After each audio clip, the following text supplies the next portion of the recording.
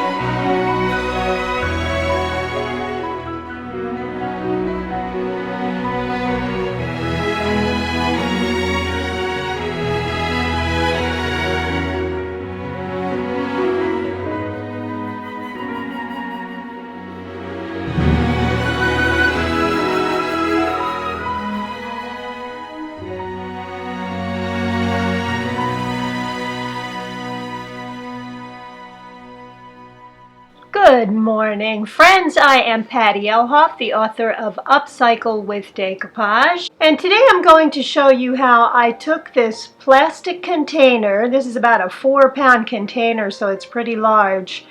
And I turned it into something that I could actually use so that my brushes now are stored in this instead of this. And I have about 3 or 4 more of these small containers with these brushes in them. So here's what I did. I took this large plastic container and I cut this wrapping off on the outside. And what I did was I placed a wine bottle in front of the jar and used it as a guide so that I could draw a semi-straight line and cut this top part off. This is a thicker plastic. So what I did was I held my box cutter over a votive for a few moments and pierced through a couple of places just in the front here. And then I took my scissors, just regular temperature, and I cut around the line. Now this leaves a very jagged edge, so I put my iron on the highest setting so that it was very hot, and I ironed those edges down. This is a very thick plastic. You may want to first use a piece of parchment paper just in case you're using a thin plastic. You don't want it to melt on your iron, although as soon as the iron cools off, you can take the plastic off. But I am ironing these soft edges inward so that there's nothing jagged and you don't cut yourself. And then what's really important is that you use this spray that is made specifically to bond to plastic. Easy for me to say, right? By the way, you will cover up these black pen lines with that same spray. So you want to use that first. And now what I'm doing is I am taking scrapbook paper, and you'll notice that the pattern on this scrapbook paper runs all along the bottom, and I'm going to cut out this portion of the paper, and I'm using my decoupage scissors. Now all of these products are on my website and the link is below. Because these are small, they get into these small intricate spaces. And to make it easy, I'm going to cut just the whole bottom half of the sheet, get that larger top piece out of the way, and now I'm going to go into all of these spaces.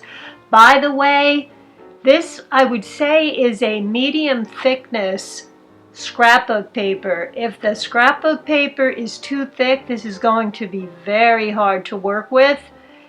This happens to be a little bit thicker than copy paper, but I have seen, you know, the booklets that they sell of scrapbook paper, those are too heavy, so you wouldn't be able to use those. And I'm cutting 2 of these out so that they will fit around the front and the back of my container. And once I'm all done, I'm going to take some paint, and I'm just putting it in this styrofoam egg carton.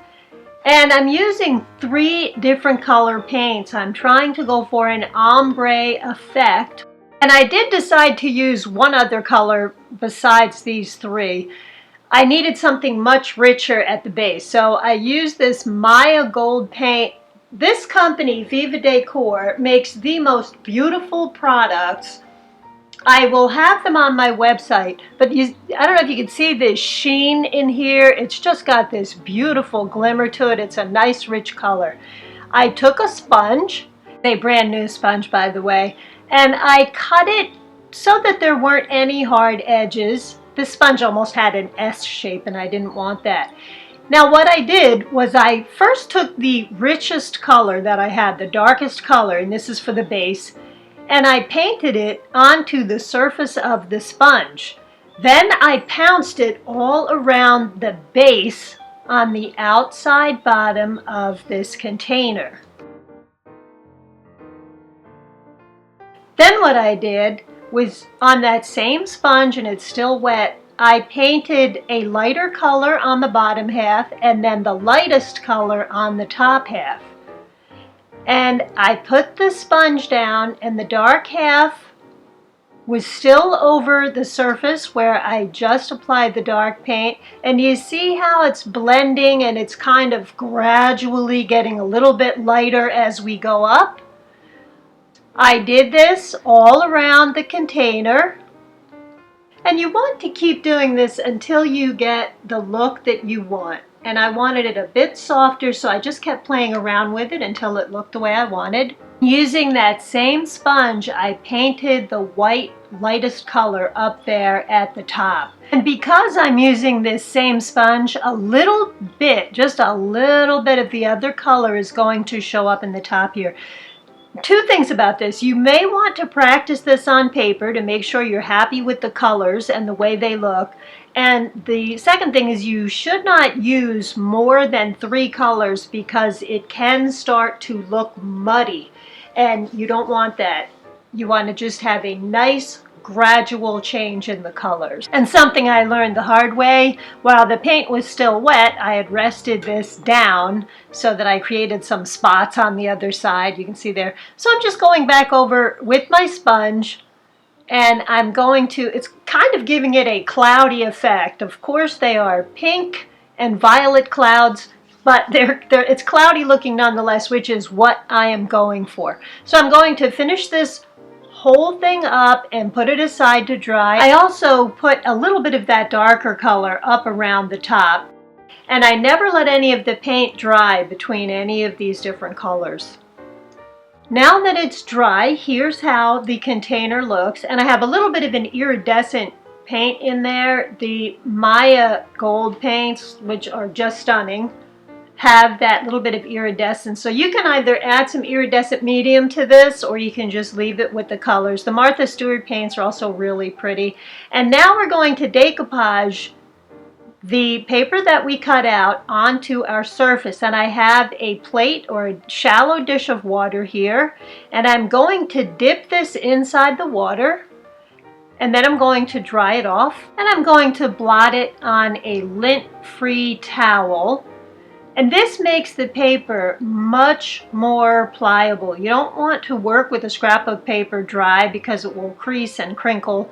And I'm using this Viva Decor decoupage glue. If someone knows how we can get this on Amazon, please let me know because I am having trouble getting it on Amazon so that I can have you guys purchase it because it's just a phenomenal decoupage glue and I think it's waterproof. I haven't had any problems with anything coming off.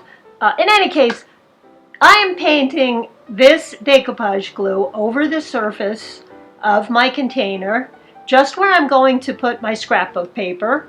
And I'm going to lay the paper, and because it's wet, it's really easy to pick up and move, and I'm trying to get it straight at the bottom. And I'm going to place it down over the area where I just glued, and I'm taking my small scissors and I'm making a few cuts in the bottom here. And don't worry if this doesn't look nice at the bottom, we're going to cover that up. And you want to make sure these ends are securely down. It's really easy on a curve for some of these ends to come up.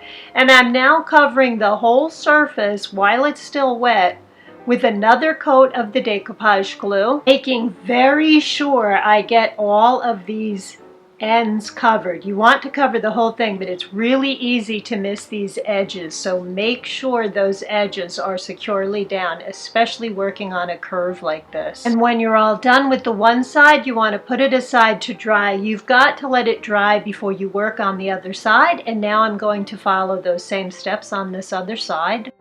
And once everything has dried, I'm applying a coat of the decoupage glue over the whole surface, and I'm going to put this aside to dry. And sometimes you'll find you get brush strokes in your decoupage glue. I like to dip my fingers in a little bit of water and then the decoupage glue after I've brushed it all on. And I just like to smooth this decoupage glue out all over that whole surface again.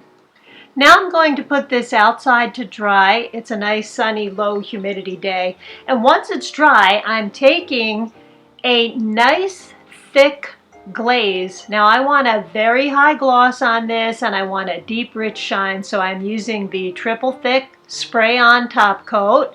And this is on my website. Now that everything's dry, I've noticed that I have a space between the two sheets of paper. It's a little bit uneven too. Now if you want, you can put a piece of lace here.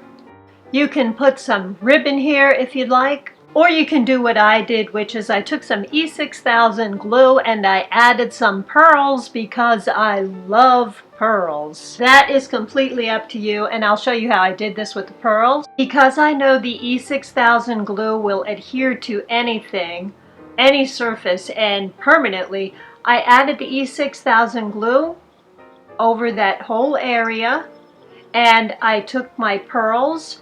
Now hot glue will help these adhere immediately, but the hot glue can fall off. It can be a little tricky to work with. I'm sorry, the pearls can fall off of the hot glue. So I'm just going to add, these are off-white glass pearls, and I'm just going to add those in the center here, and then I'm going to go along the bottom rim. Now, I didn't have time to make the video and wait for this to dry and do one side and then complete the other, so I'm only going to do one side for today. I'll be able to finish the other side tomorrow, but for today, to show you the video, I wanted to get this part done. So I'm adding all of the pearls around 1/2 of this. The E6000 glue takes a little longer to dry, but once that dried, I am taking some triple thick, the paint on top coat, and I am going to go around all of the outline of these flowers, and I am going to add glitter. And I have a fine point on my glitter applicator. So what I'm doing is just brushing outwards a little bit, and then I'm going to add the glitter all around this outline. I also added a chunky coarse glitter all around the top, but I thought that I was done and I loved the way this looked except for one thing. So I took it outside so that you could see how it looks. I love the way this looked outside in the sunlight, but you know when you look at something and it's just not quite done, I thought the top of this still looked a little too unfinished. So I went back in and I put a piece of ribbon around the top here. I took the E6000 glue, placed it around the top, and added the ribbon all around the top. And now I'm done. And I am out on a dusty old porch, so please forgive the background, but here is how our lovely container now looks in the sunlight. I've got to complete the rest of those pearls around the base. But that is our project for the week. Deezy, I know you're loving that glitter as much as I am. Couldn't you just stare at this all evening?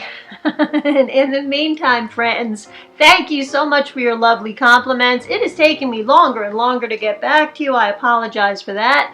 Upcycled with Decoupage is also on Facebook. If you go over and like and follow the page, you'll be notified every week when I put a new video out. And thank you, as always, for subscribing. That is a huge help to me. I will not have a blog post this week. I'm sorry about that. I quit my website provider, which was Vistaprint, due to very poor service on their part, and that's been going on for a while, as some of you can attest who can't get on my site. But I'll have a new website up and running in a week to 2 weeks. Thank you again, guys. I will see you next week with another video. Thanks again, friends. Bye-bye.